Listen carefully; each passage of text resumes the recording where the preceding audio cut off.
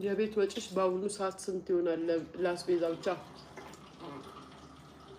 እውነት ለመናገር በየሳምንቱ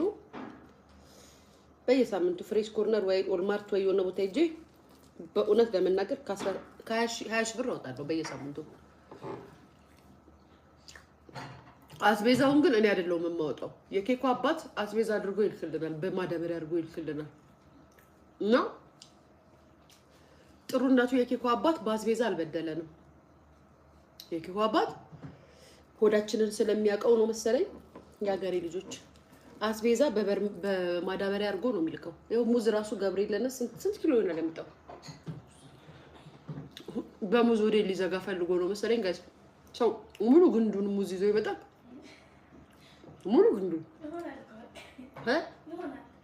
ግንዱ አንድ ግንድ እኮ ይኸው እሷ ራሱ ማርያምን ይሆናል እያለች ነው።